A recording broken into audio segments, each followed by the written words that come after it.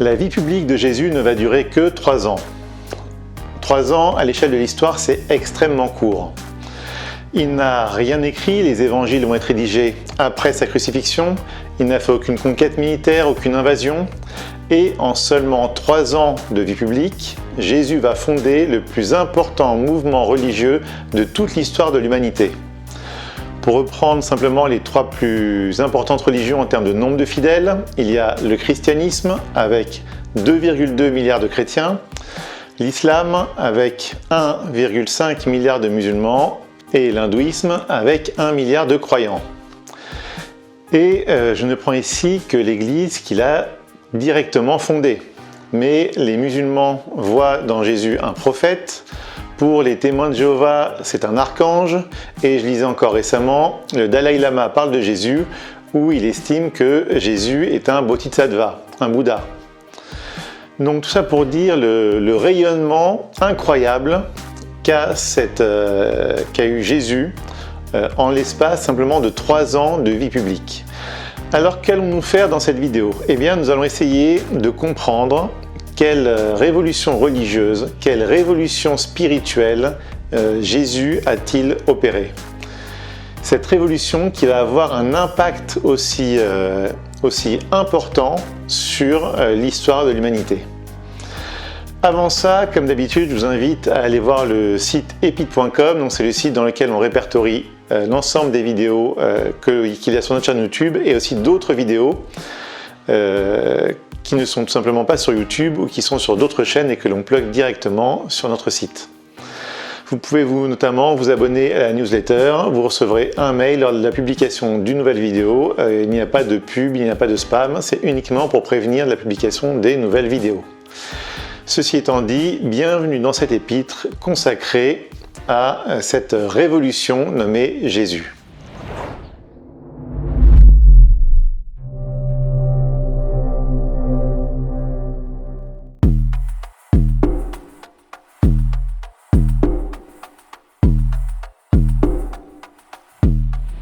Alors tout d'abord, qui est Jésus? Jésus s'inscrit dans l'histoire du peuple juif. Cette histoire a commencé avec Abraham. La période abrahamique, les historiens la situent en gros vers 2000 ans avant Jésus-Christ. Abraham est le premier monothéiste. Son père est polythéiste, il se tourne vers le monothéisme et il fait une alliance avec Dieu. Les Hébreux, les Juifs, vont être les descendants d'Abraham. Et donc ces descendants vont conserver, affiner cette alliance durant toute leur histoire. Et durant cette histoire du peuple juif, il va y avoir des prophètes, et certains prophètes vont annoncer la venue d'un sauveur, la venue d'un Messie. Et Jésus, en fait, va être reconnu par ses contemporains comme étant le Messie. Enfin, certains Juifs vont voir en Jésus le Messie annoncé par les prophètes. Donc c'est ça, je dirais très factuellement et très basiquement, qui est Jésus. Et d'ailleurs, Christ, c'est la traduction grecque du mot Messie. Jésus-Christ, ça signifie Jésus le Messie.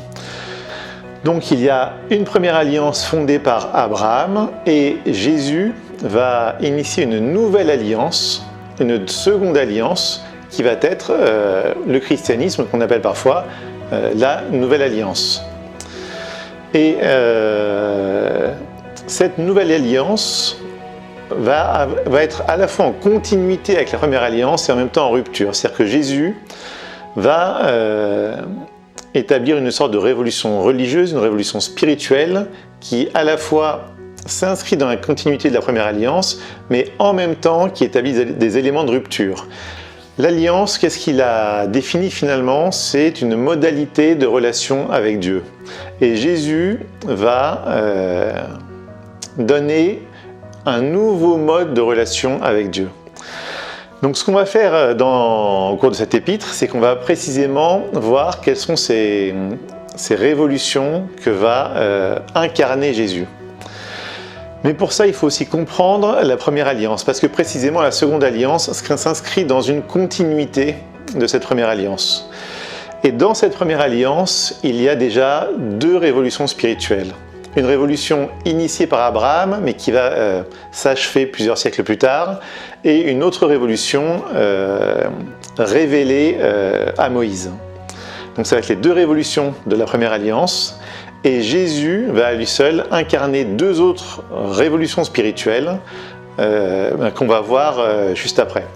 Donc on va faire basiquement un plan en 4 temps. On va faire chacune des 4 révolutions, les deux révolutions de la première alliance, Abraham, Moïse, et les deux révolutions incarnées par Jésus qu'on va voir par la suite.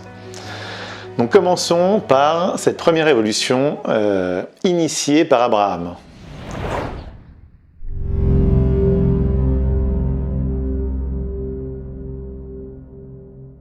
Abraham est considéré par les juifs, les chrétiens et les musulmans comme le père du monothéisme.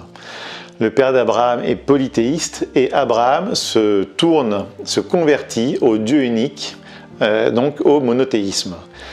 Mais ce qu'on nommait souvent, c'est que le monothéisme d'Abraham n'est pas le monothéisme tel qu'on l'entend aujourd'hui. Et c'est là où il y a une révolution spirituelle, je vous dis, que je vais un peu affiner. À l'époque, ce qui est la norme, c'est le polythéisme. Et chaque peuple a son panthéon de dieux. Donc on connaît le panthéon grec avec Zeus, Poséidon, Athéna, ou le panthéon par exemple égyptien, Isis, Osiris, Anubis, voilà les différents dieux égyptiens. Mais il y a une multitude d'autres panthéons de tous les peuples qui vivent à cette époque. Mais ce qui est très particulier et ce qui pourrait nous sembler étrange, c'est que chaque peuple qui a son panthéon de dieux ne remet pas en question l'existence des autres dieux. C'est-à-dire qu'en gros, par exemple, nous on est grecs, donc on croit en Zeus, Poséidon, mais on ne dira pas que les dieux égyptiens n'existent pas. Ils existent, mais ce sont les dieux des Égyptiens. Donc chaque peuple a son panthéon sans pour autant remettre en cause les panthéons des autres peuples. Et c'est un peu le cas d'Abraham. C'est-à-dire qu'Abraham se convertit au Dieu unique, mais il ne remet pas en question l'existence des autres dieux. Et on le voit très bien dans la Bible où parfois Abraham ne nie pas l'existence des autres dieux. Simplement, lui n'a qu'un Dieu. Et il va falloir plusieurs siècles en fait de maturation, plusieurs siècles de relations avec ce Dieu unique pour finalement comprendre qu'il n'y a finalement réellement qu'un seul Dieu. Et c'est là une véritable révolution spirituelle. C'est-à-dire que tout d'un coup, il y a une sorte d'universalité qui s'opère. Il n'y a pas chaque peuple avec ses dieux, non. Il n'existe qu'un seul Dieu pour tout le monde. Et c'est d'ailleurs le texte de la création, qui est un texte finalement assez récent en fait dans la rédaction et la révélation des différents textes bibliques. Et ce texte en fait, vous savez, c'est Dieu qui crée le monde en 7 jours, enfin en 6 jours. Puisque le 7e jour, Dieu se repose et contemple en fait sa création. Mais en fait, ce texte en fait est une sorte de réaction vis-à-vis du polythéisme babylonien auquel commençaient à adhérer certains juifs. Et donc, que dit ce texte? Il dit « Et Dieu créa les étoiles ». Autrement dit, les étoiles ne sont pas des dieux, c'est Dieu qui crée les étoiles. Et Dieu créa la mer. La mer n'est pas un dieu, c'est Dieu qui crée la mer. Et Dieu créa toutes les créatures, tous les végétaux. Et les végétaux ne sont pas des dieux. Et donc, en fait, c'est une sorte de texte de réaction et qui cristallise en fait la pensée monothéiste. Et qui est un texte qui est extrêmement moderne pour l'époque, qui est extrêmement presque révolutionnaire. C'est-à-dire que non, chaque peuple n'a pas ses dieux. Il existe un Dieu qui a créé l'entièreté de l'univers.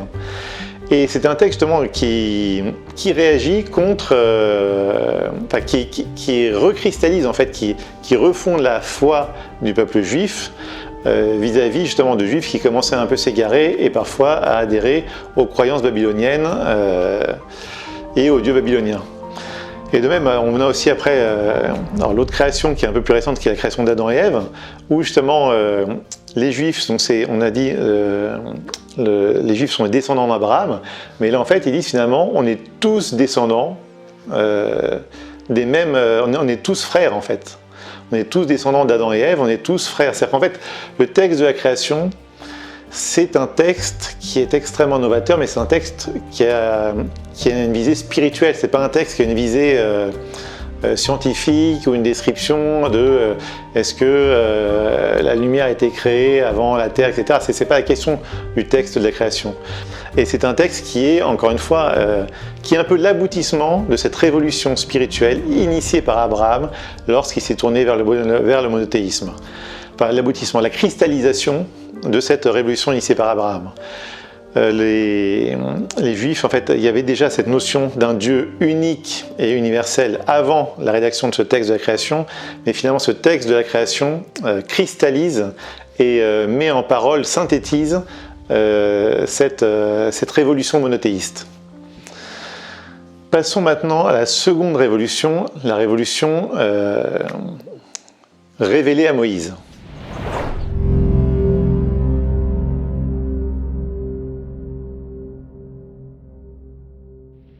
Donc Moïse est un descendant d'Abraham et je vous mets tout de suite un extrait du film Les 10 Commandements, qui est un film qui date de 1956, donc c'est pas un film qui est très récent, mais c'est un extrait que je trouve toujours assez émouvant. C'est la première rencontre de Moïse avec Dieu. Une rencontre complètement vertigineuse, je vais dire ça comme ça, de Moïse avec Dieu, sa première rencontre. Je vous récupère juste après l'extrait.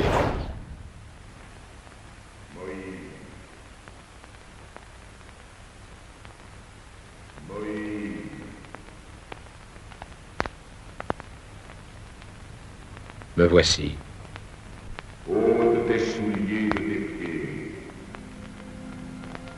car le lieu sur lequel tu te tiens est une terre sainte.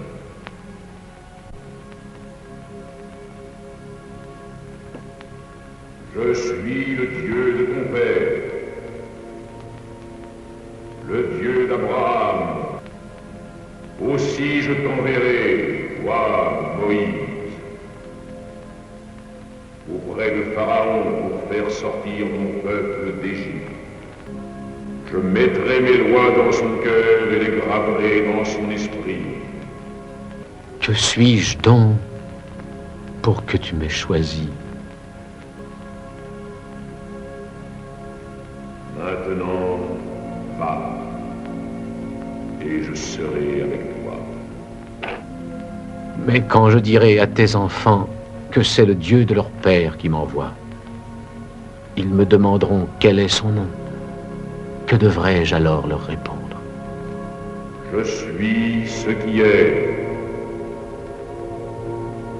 Tu leur diras, je suis m'a envoyé vers vous. Alors je vous passe cet extrait parce qu'il va nous il va nous servir notamment pour expliquer les révolutions spirituelles initiées par Jésus. Incarnées par Jésus. Mais ce qui nous intéresse davantage ici finalement, c'est la seconde rencontre avec Moïse lorsqu'il libère les Hébreux esclaves en Égypte.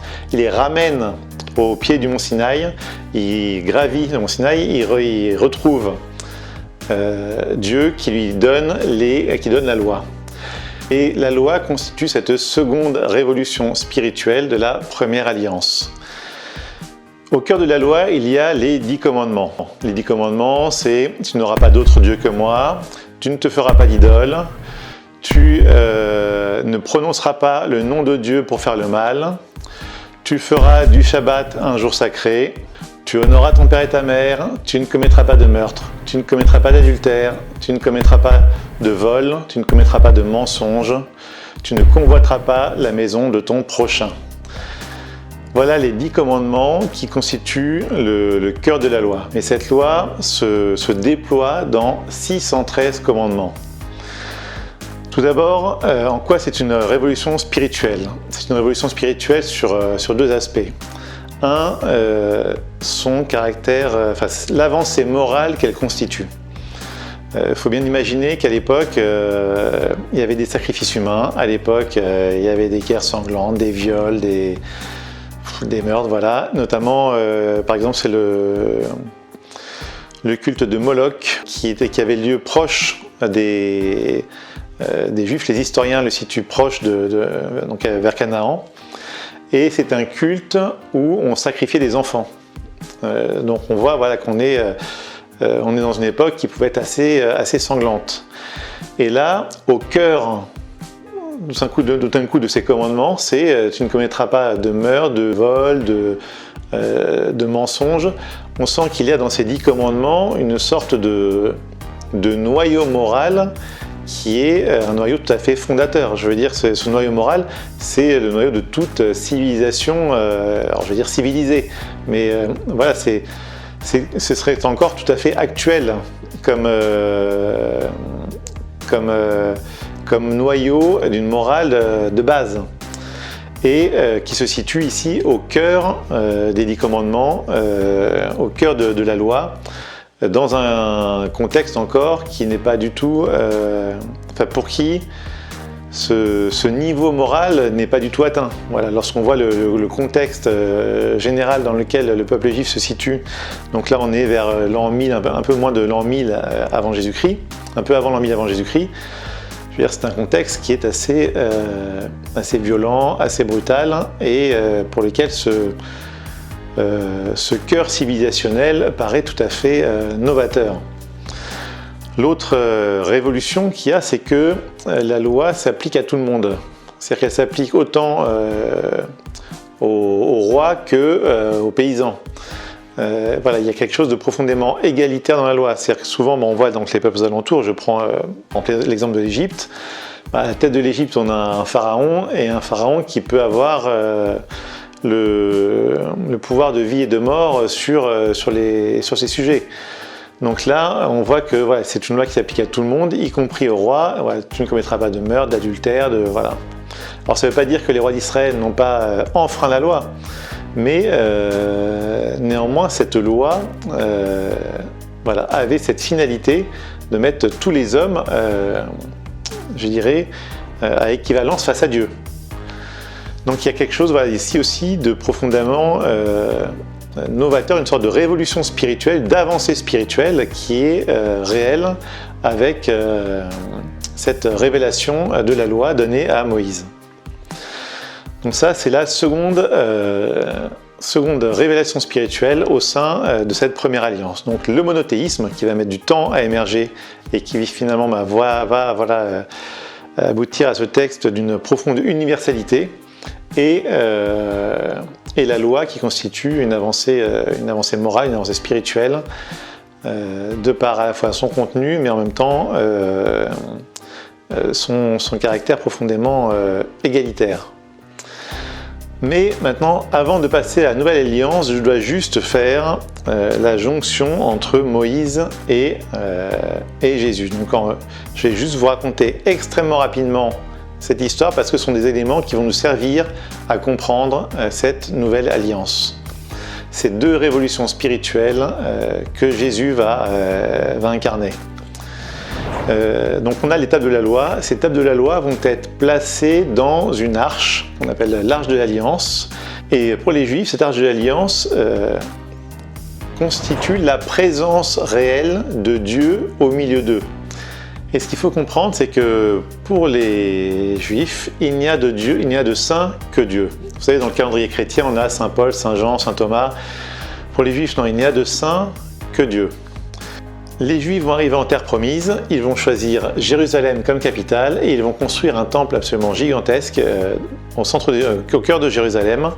Et dans ce temple, ils vont placer l'Arche d'Alliance. La pièce dans laquelle est cette l'Arche de l'Alliance s'appelle le Saint des Saints, qui porte son nom parce qu'il n'y a de saint que Dieu, et c'est la présence réelle de Dieu qui est dans cette arche.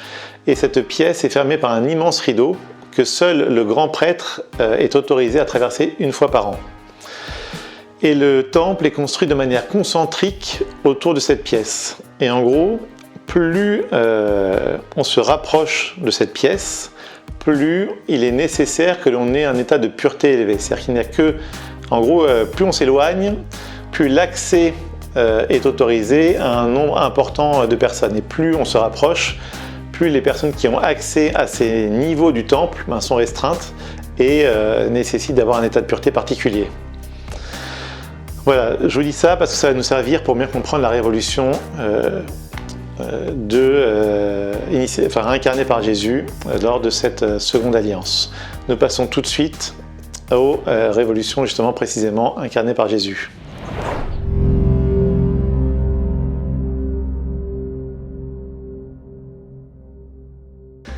Nous voici arrivés enfin dans la seconde alliance. Alors, quelle est cette première révolution incarnée par Jésus? Eh bien, c'est la suivante. Jésus, le Christ, donc, est le Messie attendu, mais il est aussi le Temple. Il est le Saint des Saints, il est la présence réelle de Dieu sur terre. Et dans sa vie, donc, il y a plein de choses, plein de signes qui vont attester. Par exemple, il va remettre le péché aux gens. Il leur dira « Va, ta foi t'a sauvé ». Ce qui va scandaliser les gardiens de la loi, notamment les pharisiens, qui voient là-dedans un blasphème énorme, en ce sens qu'ils comprennent bien que Jésus se positionne comme étant Dieu, comme étant celui qui remet les péchés aux gens. Jésus va réaliser des miracles. Ces miracles n'ont pas pour vocation de faire des tours de magie ou de faire des actes spectaculaires vis-à-vis des foules qui l'entourent. Mais ce sont des signes de sa véritable nature. Ce sont des signes que Jésus est Dieu. Lors de la crucifixion de Jésus, lors de sa mort, il est écrit dans les évangiles que le rideau se déchire par le milieu. De quel rideau s'agit-il? Il s'agit du rideau du Saint des Saints. Ce rideau que seul le grand prêtre est habilité à traverser une fois par an. Ce rideau qui sépare le Saint des Saints, la présence réelle de Dieu sur terre, du reste du monde. Donc ce rideau se déchire par le milieu, c'est-à-dire que Dieu entre dans l'humanité. Juste avant son arrestation, notamment dans l'évangile de Jean, il est écrit que Jésus dit à ses disciples « Je vous enverrai l'Esprit de vérité ». Dans l'évangile de Luc, on retrouve cette phrase de Jésus, je vous la lis. « Et moi, je vais envoyer sur vous ce que mon Père a promis, pour vous demeurer dans la ville, jusqu'à ce que vous soyez d'en haut revêtus de puissance. » Donc les disciples, suite à la mort, à la résurrection et après au retour de Jésus au ciel, les disciples vont se retrouver à Jérusalem lors de la Pentecôte. Ils vont se retrouver donc tous ensemble dans une pièce et ils vont, suite à ce qu'a dit Jésus notamment, ils vont attendre l'Esprit de vérité. Ils vont attendre d'être revêtus de cette puissance envoyée d'en haut. Et à ce moment, il y a un grand vent dans cette pièce et il y a une flamme qui apparaît au-dessus de la tête de chacun des disciples. Et donc cet événement, donc là on est dans la Pentecôte juive, qui était une fête juive, et qui va finalement devenir une fête chrétienne, suite à cet événement qu'on associe souvent à la naissance de l'Église. Et c'est là où on va pouvoir faire un parallèle avec le passage où Moïse rencontre Dieu à travers ce buisson ardent. Dans ce passage que nous avions vu de Moïse, Moïse est en vis-à-vis avec Dieu, avec ce buisson ardent. Il est en face à face. Ici, donc c'est ici à la Pentecôte, les disciples ne sont pas en face à face avec cette flamme, ils ne sont pas en face à face avec Dieu, mais Dieu vient sur eux. Ces flammes viennent sur eux, l'Esprit Saint vient sur eux. Autrement dit, voilà, on voit ici aussi ce basculement qui s'opère, l'accomplissement finalement de cette première révolution qu'on décrit. Jésus ce qu'on disait, est la présence réelle de Dieu sur terre. Jésus est le Fils de Dieu. Mais Jésus, ici, finalement, appelle les disciples à devenir eux-mêmes des temples de l'Esprit Saint, à devenir eux-mêmes, à se laisser habiter par l'Esprit de Dieu. Et donc voilà, ce n'est plus un face-à-face comme on avait dans la première alliance, mais finalement la finalité de la vie chrétienne, c'est de se laisser habiter par Dieu. C'est de devenir soi-même fils de Dieu. C'est Saint Paul qui écrit, ceux qui sont habités par l'Esprit de Dieu sont fils de Dieu. Alors on va dans l'Église, on dit que nous devenons des fils adoptifs de Dieu. Donc c'est là en fait l'accomplissement de cette première révolution. C'est-à-dire qu'on n'est plus, encore une fois, dans un vis-à-vis, mais on est invité à se laisser habiter par Dieu. Dans le judaïsme, on avait vu qu'il n'y a de saint que Dieu. Suite à ça, dans le christianisme, en fait, finalement, il n'y a toujours de saint que Dieu. Parce que lorsqu'on dit, comme dans le calendrier, qu'il y a Saint Paul, Saint Jean, etc., en fait, ce sont notre sainteté, c'est la sainteté de Dieu en nous. C'est Dieu qui est saint en nous. Et c'est nous qui nous laissons habiter par cette sainteté de Dieu. Donc les saints, tous les saints qu'on connaît, les saints du calendrier, ce sont des personnes qui se sont laissées embraser par l'Esprit, qui se sont laissées complètement habiter par l'Esprit de Dieu et qui par même deviennent saints, c'est-à-dire parce que habités par la sainteté de Dieu en eux. Donc voilà, donc on voit ici ce basculement d'un Dieu en vis-à-vis, en face-à-face, à un Dieu qui nous habite. Donc c'est cette première révolution que va opérer le Christ. Jésus est la présence réelle de Dieu, Jésus est le Fils de Dieu, et nous avons à devenir, dans le sillage de Jésus, des fils adoptifs de Dieu, en nous laissant habiter par l'Esprit. Maintenant, nous passons à la seconde révolution.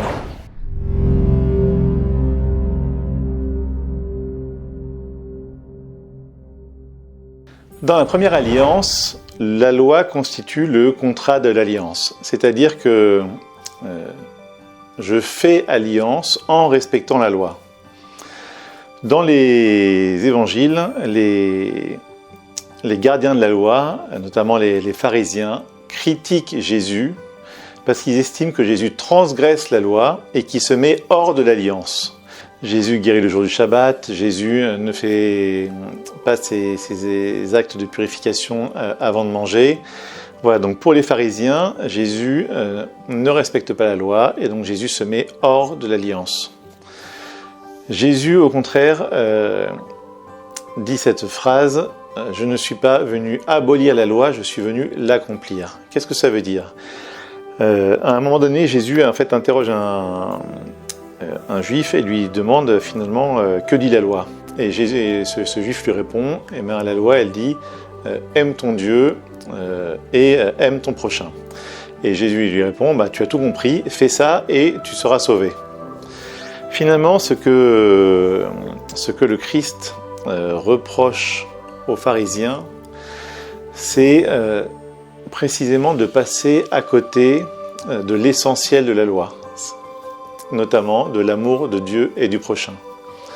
L'étymologie du mot péché en hébreu c'est rakat, qui signifie manquer sa cible. Et ce que reproche finalement Jésus aux pharisiens, c'est précisément de manquer leur cible. C'est-à-dire qu'en voulant respecter, en s'attachant à la lettre de la loi, aux 613 commandements et à respecter minutieusement ces 613 commandements, finalement, ils manquent leur cible, c'est-à-dire qu'ils ne voient pas ce que le sens profond et général de la loi, à savoir l'amour de Dieu et l'amour du prochain.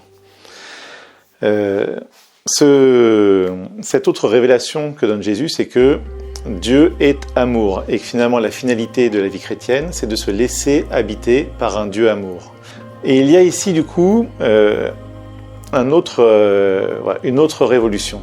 C'est-à-dire que dans le cadre de la première alliance, je suis saint parce que j'ai un comportement éthique. En fait, c'est d'un comportement éthique que découle ma sainteté. Parce que j'obéis à la loi, parce que je ne mens pas, parce que je ne tue pas, parce que je ne commets pas d'adultère, parce que j'ai un comportement éthique, alors je deviens saint. Alors, je dis je deviens saint, sachant que le mot sainteté n'est pas pertinent dans le cadre de la première alliance. On avait bien vu que seul Dieu est saint. Mais voilà, en gros, la finalité, c'est d'obéir à un comportement éthique qui me rend, qui me rend saint par mesure de facilité.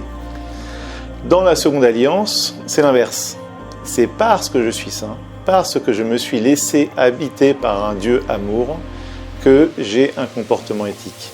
Le comportement éthique, c'est la conséquence de la sainteté, ce n'est pas la cause. C'est en fait, par exemple, si on reprend la question du mensonge, c'est parce que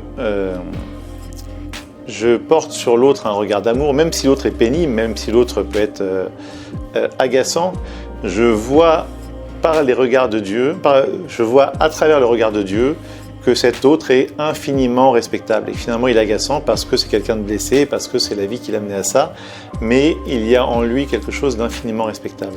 Et ce regard de Dieu que je porte sur mon prochain m'invite à ne pas lui mentir, m'invite à ne pas le voler, m'invite à ne pas le tuer, parce que précisément je porte sur lui un regard d'amour. Et donc c'est là tout le retournement. Voilà. La sainteté, ce n'est pas la conséquence d'un comportement éthique, c'en est la cause. Alors on le voit exprimé de manière très forte dans l'hymne à la charité de saint Paul. Je vous en lis juste ici un verset. J'aurais beau distribuer toute ma fortune aux affamés, j'aurais beau me faire brûler vif, s'il me manque l'amour, cela ne me sert à rien. C'est-à-dire qu'encore une fois, j'aurais beau avoir le comportement éthique le plus extraordinaire, mais si je n'aime pas, cela ne me sert à rien. L'hymne à la charité, l'amour dont parle saint Paul, c'est l'amour de Dieu en moi. C'est-à-dire qu'en fait, c'est Dieu en moi. Ce que dit saint Paul d'une manière extrêmement forte, c'est en gros il dit aussi, voilà, j'aurais beau avoir la foi qui soulève les montagnes, si je n'ai pas l'amour, cela ne me sert à rien. Ce que dit saint Paul, c'est que être chrétien, ce n'est pas croire à l'existence de Dieu. Être chrétien, c'est vivre de la vie de Dieu. Et c'est là ce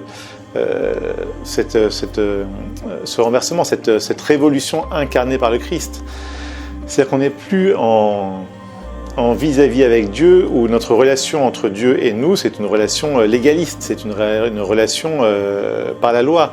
Là, dans le christianisme, le retournement qu'opère Jésus, c'est que notre relation à Dieu, c'est de vivre de cet amour de Dieu. Et que notre sainteté dépend de notre capacité à vivre de cet amour de Dieu. Et que finalement, notre comportement éthique ne sera qu'une conséquence de cet amour que l'on a pour les autres, de cet amour de Dieu qui nous habite, du regard que l'on porte sur les autres, du regard de Dieu que l'on porte sur les autres. Donc c'est là où il y a tout le renversement qui s'opère entre la première et la seconde alliance. C'est aussi le sens du Dieu trinitaire. Le Dieu trinitaire, donc Père, Fils et Saint-Esprit. Le Fils, c'est le Père, je vais commencer par le Père, c'est Dieu au-dessus de nous, c'est le créateur de l'univers. Le Fils, c'est Dieu à côté de nous, le Dieu qui est rentré dans notre histoire, le Dieu qui nous a ouvert ce chemin. Et le Saint-Esprit, c'est Dieu en nous, c'est le Dieu dont nous sommes appelés à nous laisser habiter. Donc le Dieu trinitaire, ce Dieu un en trois personnes, c'est l'expression de ce Dieu amour dont nous sommes invités à nous laisser habiter. Voilà, je m'arrête là. N'hésitez pas encore à mettre j'espère en tout cas que cette épître vous aura plu, que cette épître vous aura appris des choses. Je vous invite bien évidemment à mettre un pouce levé, à commenter cette épître, c'est bon pour son référencement, pour qu'elle se diffuse le plus largement possible. Merci encore de m'avoir suivi jusque-là. N'hésitez pas donc à aller sur le site epître.com sur lequel on poste d'autres vidéos que celles que l'on poste sur YouTube. Et je vous dis à bientôt pour une prochaine épître.